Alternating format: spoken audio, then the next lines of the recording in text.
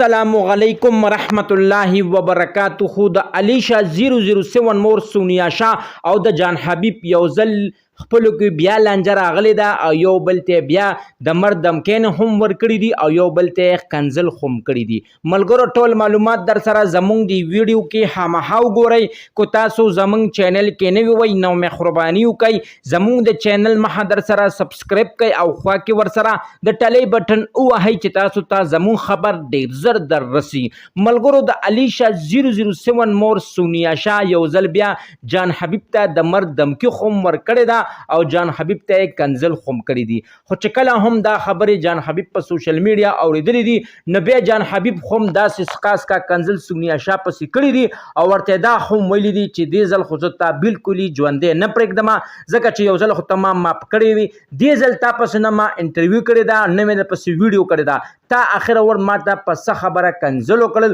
ځکه چې ما ستا خو خپلې کې په سټام دا لیکل شو ځکه چې ما ته تلو تاڼې ته خاص موږ تلو عدالت ته په عدالت کې ته هم راغلی وې زه هم راغلی ما او جج صاحب دا خو ویلو چې کوم کس چاته په سوشل میډیا کنزل وکړل یا یو بل ته سوک سپېړه وکړل هغه به 50,000 روپۍ جرمانه کیږي. ملګرو جان حبیب دا ویلي دي چې زه به سبا د پېښور های کورټ ته ځم او زه به ما چې کوم کاغذي کروی ده دا به زه هلته ښیم ځکه چې د هغې باوجود به بیا ما له سونیا شاه 50,000 روپۍ راکوي.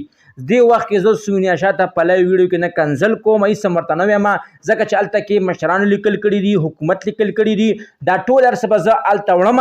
او باقاعده ما له سونیا شاه 50,000 روپۍ خو هم راکوي ځکه چې زمونږ خپله کې هم دا خبره شوې وه. ملګرو هیچاله هم نه دي پکار چې هغه په سوشل میډیا باندې دومره خاص کنزل وکړي. ملګرو جان حبیب چې ټول عمر د پښتنو په حق کې اواز اوچت کړی دی او زه د جان حبیب